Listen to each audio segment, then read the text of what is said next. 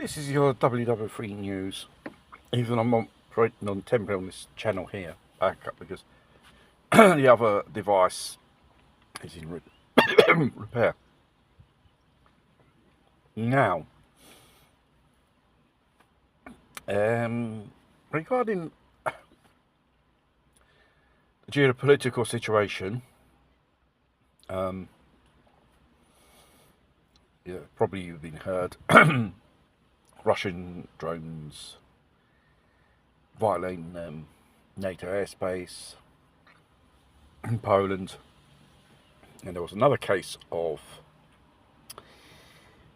in Romania. A Romanian called for the Russian ambassador to be summoned at Bucharest. We're going to be a fat lot going to do that for what measures are going to take.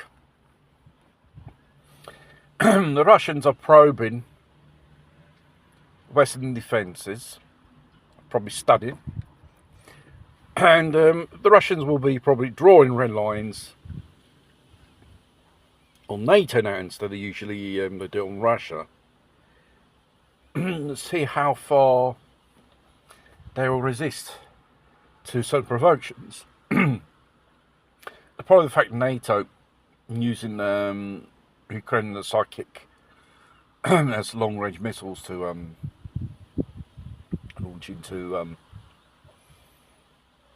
Mother Russia, destroying important industrial infrastructures like oil field refineries, which they're doing currently now, and which probably, the Russians are beginning to realise, shit, sooner or later we're going to have to react, because you can't just turn the cheek every time they slap you in the face.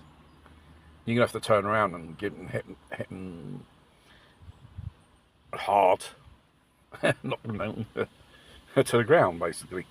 Now, three countries like France, Germany and Italy secretly they're preparing their health services for war casualties. And last but not least, here in Italy, under the so-called law and the bill which was passed in 2024, which is the number 134, which organises a protocol how to operate in certain situations, events of emergencies. I'm not saying about the pandemic, that was an absolute cock-up.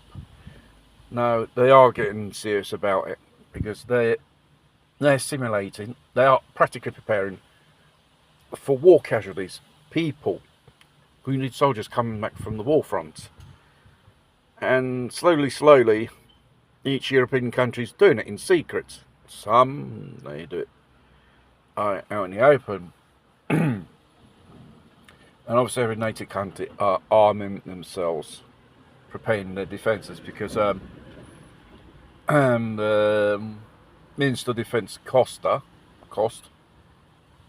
first he said, we're not ready for war, but you send two aerofighters in Poland or Romania in the NATO operation. And then he comes out with another discussion and saying, we have to prepare our defence from a possible enemy. And it's specified Russian, the enemy. It goes to show they are worried, because the Russians, a few of their squadrons of MiG-31s and other type of planes, they've moved it to Crimea, and they are in launching distance of missiles. The Russians have hypersonic missiles. Most probably nuclear tipped, that's for sure, but they're fast.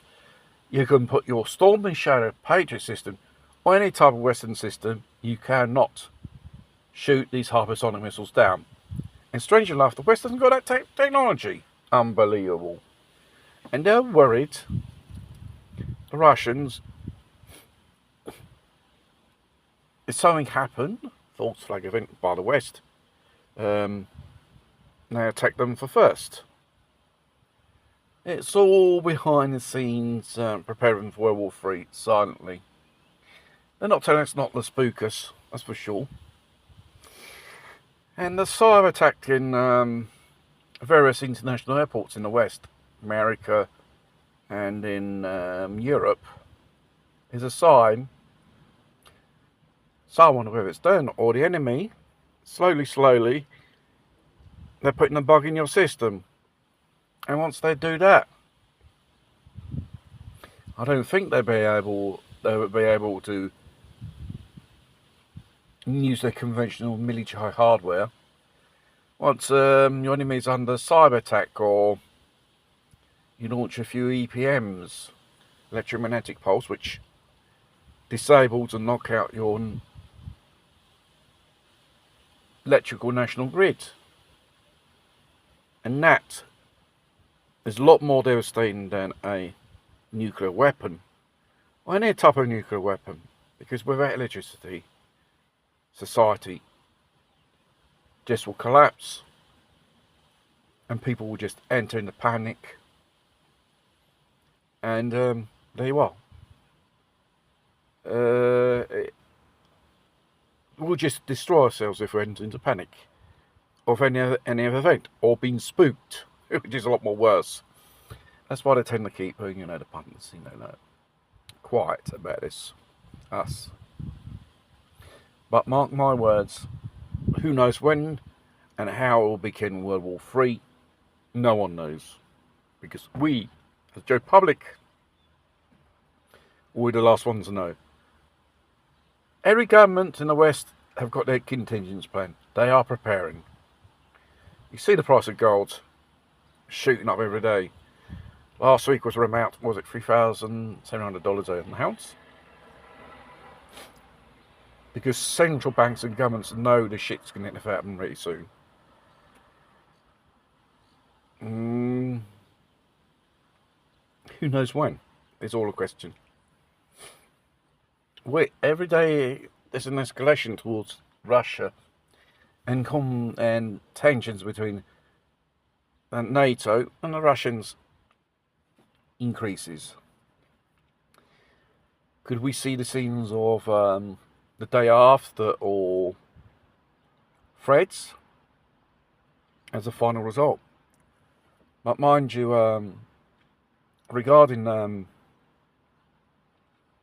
event of a nuclear war,